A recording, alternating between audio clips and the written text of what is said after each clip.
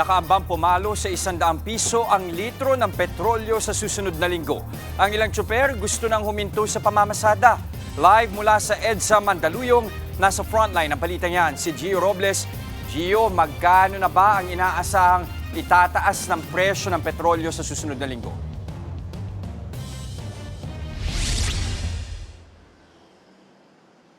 Just alam mo, nagbabadya pa lang ang panibagong oil price hike, pero sa Batanes ito, 100 pesos na o higit 100 pesos na ang kada litro ng diesel.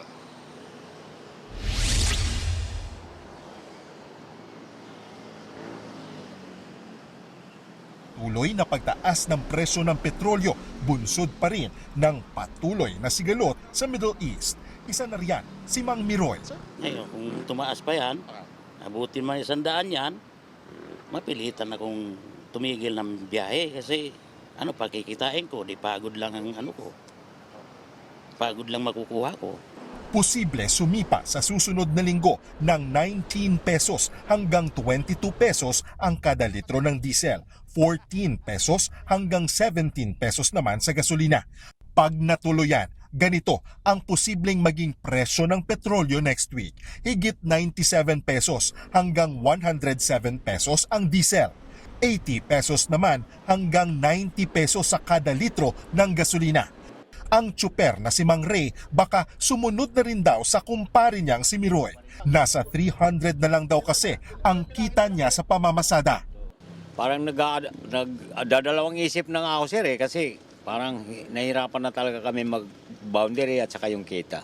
Sa pag-iikot namin kanina sa ilang terminal sa Mandaluyong, halos iilan na lang ang pumapasadang jeep. Yung iba po, ang alam ko, meron pong hindi na bumabiyahe kasi dahil po sa taas nga ng diesel. Uwi na lang po ng probinsya daw po para habang mataas yung diesel, babalik na lang pag bumaba na ulit.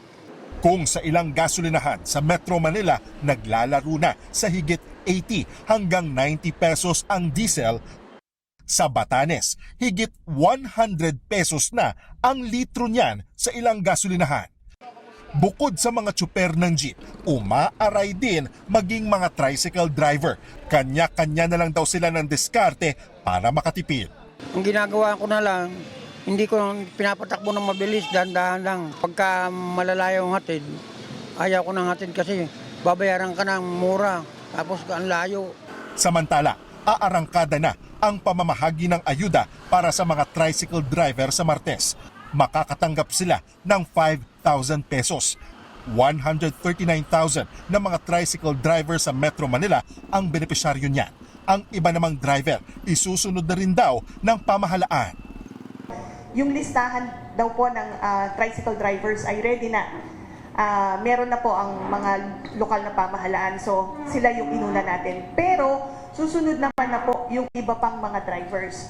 Jeepney drivers, TNVS drivers, taxi drivers, mga utility vehicle drivers, lahat po yan isusunod. Hindi lamang po within the National Capital Region, but nationwide.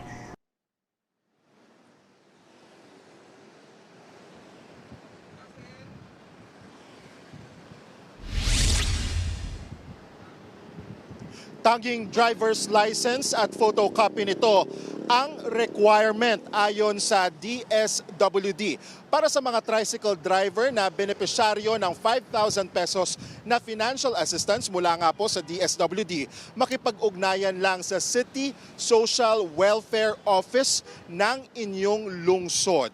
At dahil nandito rin tayo sa kahabaan ng EDSA, mabilis na pasada lang sa lagay ng trapiko kung kayo po ay papunta ng Guadalupe Bridge southbound. Ito po yung mga sasakyan sa likod ko. Light traffic po ang point of view natin o POV natin sa ngayon. Pero kung kayo naman po ay northbound sa direksyon ng SM Mega Mall, Ortigas at Cubao, may pagtukod po sa lagay ng trapiko sa mga oras na ito. Jester, balik sa'yo. Nag-uulat mula sa Mandaluyong, maraming salamat, Gio Robles. Mga kapatid, Jess De Los Santos po, ang inyong kasangga sa paghahatid ng balita para sa may alam at may pakialam. Para sa tuloy-tuloy na makabuluhang balitaan, mag-follow at mag-subscribe na sa social media pages ng News 5.